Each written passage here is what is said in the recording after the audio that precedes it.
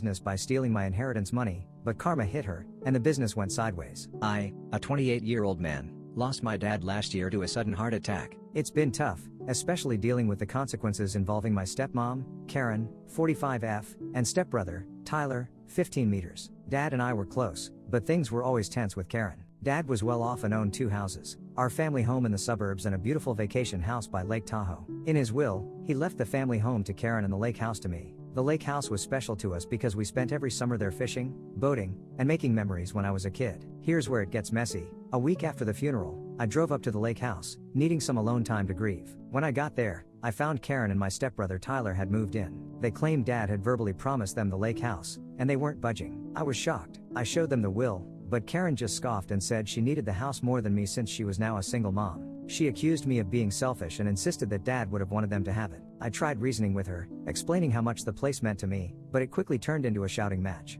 Karen called me ungrateful and said I never accepted her as family. I'll admit, I lost my cool and said some things I'm not proud of. I brought up how she always seemed more interested in Dad's money than in being a real part of our family. It got ugly, and I ended up storming out, feeling betrayed and furious. I immediately called a lawyer who confirmed that legally the house was mine.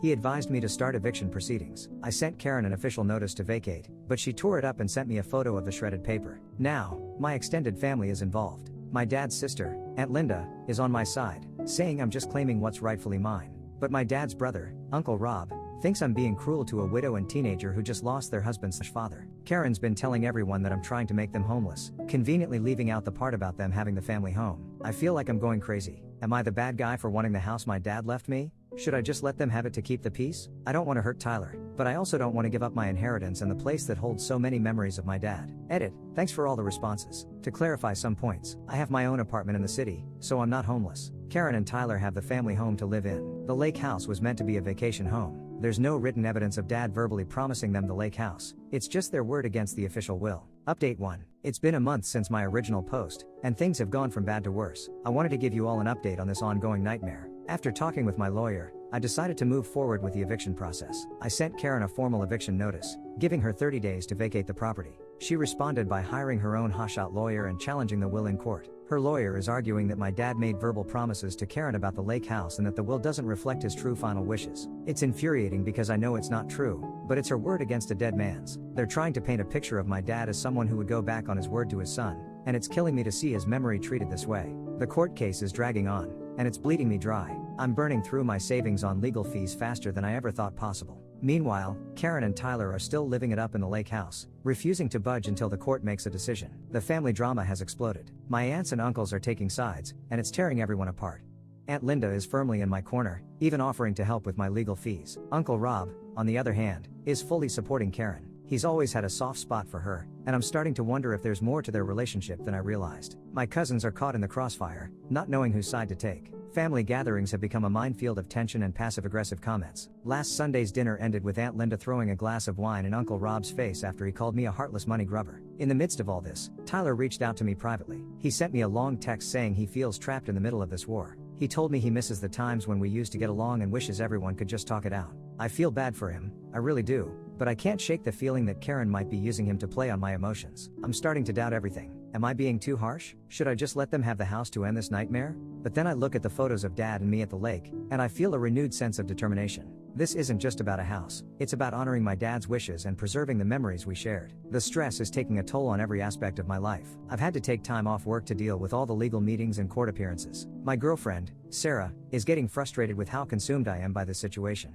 We had a big fight last night when I missed our anniversary dinner because I was on the phone with my lawyer. I'm tired, I'm stressed, and I feel like I'm losing myself in this battle. But I'm also determined to see it through. I know Dad would have wanted me to stand up for myself. I'll update again when there are new developments. Hopefully, the next update will bring some resolution to this mess. Update 2. It's been 3 months since my last update, and the situation has taken some wild and unexpected turns. Buckle up because this is going to be a roller coaster. The court case was moving at a snail's pace, with both sides presenting arguments and evidence. My lawyer was confident we had a strong case based on the clear language in the will. Karen's lawyer kept pushing the verbal agreement angle, but they didn't have any concrete proof. Then, out of nowhere, Karen's lawyer approached us with a settlement offer. They proposed that Karen and Tyler would move out of the lake house, but in turn, I would have to pay them a hefty sum as a relocation fee. I was conflicted. On one hand, it would end the legal battle and get them out of the house. On the other hand, it felt like I was being extorted. Why should I pay them to leave a house that was rightfully mine? After much discussion with my lawyer and Aunt Linda, I decided to counter with a lower offer. We went back and forth for weeks,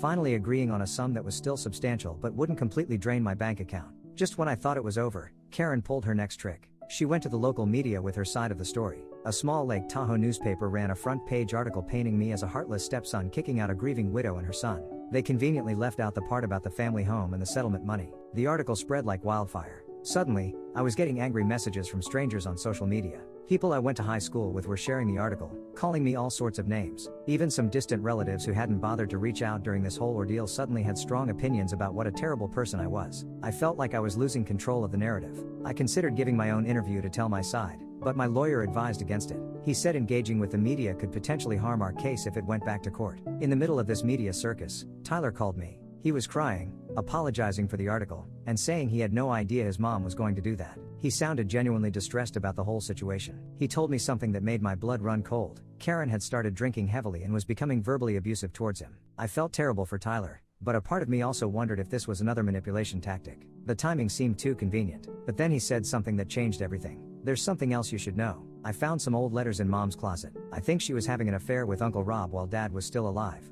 I was stunned. Could this be true? It would explain Uncle Rob's unwavering support of Karen throughout this ordeal. My mind was racing, trying to process this bombshell. I asked Tyler to send me photos of the letters, which he did. They were vague, but there were definitely some incriminating phrases that suggested a long-term affair. I shared them with my lawyer, who said this could potentially change the direction of our case if we could prove Karen was unfaithful during the marriage. Now, I'm faced with a moral dilemma. Do I use this information to strengthen my case, or do I keep it quiet to protect Tyler and the rest of the family from the fallout? Part of me wants to expose Karen for who she really is, but another part feels like it would be stooping to her level. Through all of this, I've been trying to remember my dad and what he would have wanted. I found his old fishing rod in the garage and spent an afternoon just sitting by the lake, thinking about our times together. It strengthened my resolve. This house meant something to us, and I wasn't going to let it go without a fight. The settlement negotiations are on hold while my lawyer and I figure out how to proceed with this new information. I'm hoping we can reach a resolution soon and put this whole mess behind us. I'll update again when there's more news. This situation has turned out to be more complicated than I ever imagined. I'm starting to realize that there are no real winners in family disputes like this, only degrees of losing. Update 3.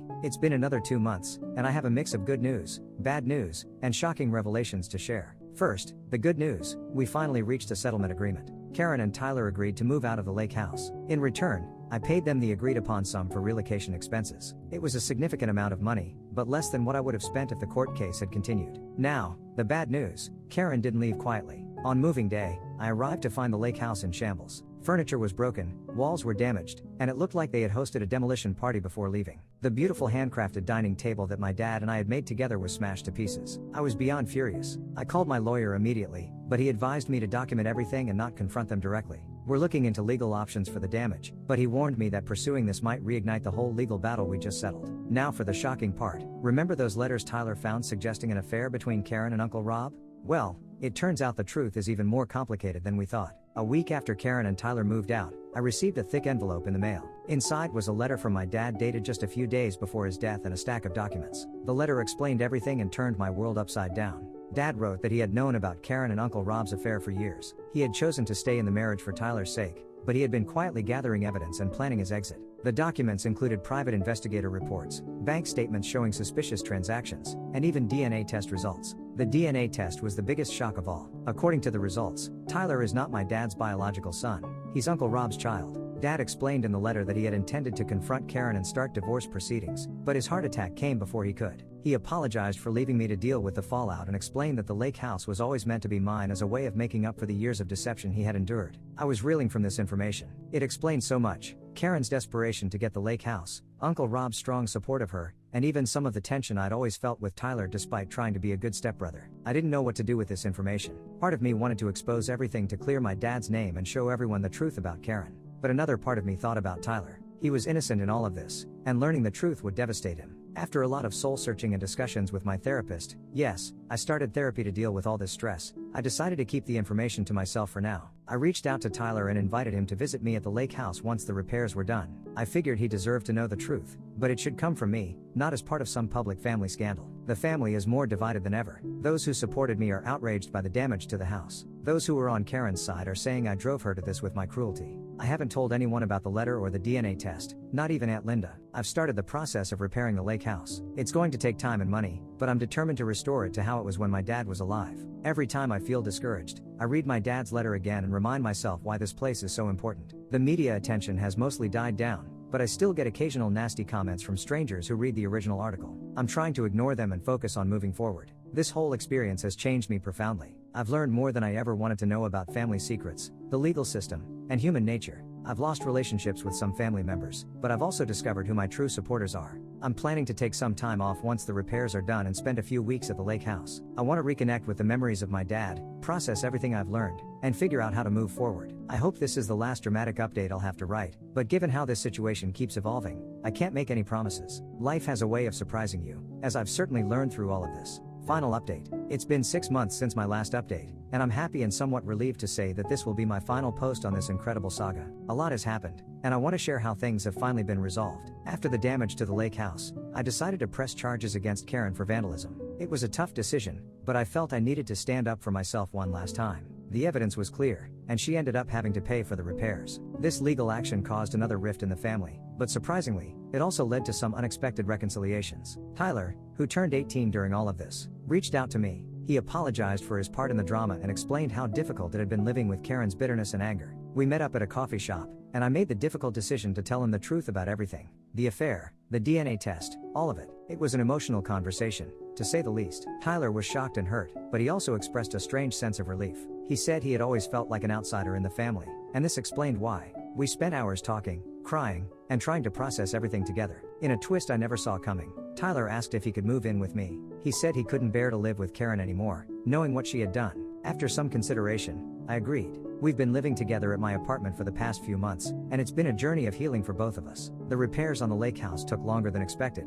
but they're finally complete. Walking into the restored house for the first time was an emotional moment. It looked just like it did when my dad was alive, and I felt his presence there. Now here's where things get interesting. Remember Uncle Rob? Well, the truth finally came out. After Tyler moved in with me, Karen apparently had a meltdown and spilled everything to the family in a drunken rant at a gathering I didn't attend. The fallout was massive. Uncle Rob's wife left him, and he's become a pariah in the family. Karen moved to another state, presumably to escape the scandal. The last I heard, she's trying to find herself at a yoga retreat in Bali. The extended family is slowly coming back together, rallying around Tyler and me. At a recent family gathering, Aunt Linda pulled me aside and apologized for not seeing through Karen's act all these years. She's been an incredible support, especially for Tyler as he navigates his new reality. I've done a lot of reflecting over these months. While I don't regret fighting for what was legally mine, I do regret how ugly things got. I've learned valuable lessons about communication, empathy, and the importance of clear estate planning. In an unexpected turn of events, I've started dating Sarah again. We reconnected at a mutual friend's wedding, and after a long heart-to-heart about everything that happened, we decided to give our relationship another shot. She's been amazingly supportive of both me and Tyler. The lake house is now a place of healing for our fragmented family. I've started a new tradition of hosting an annual family weekend there where we fish, share memories of Dad, and work on rebuilding our relationships.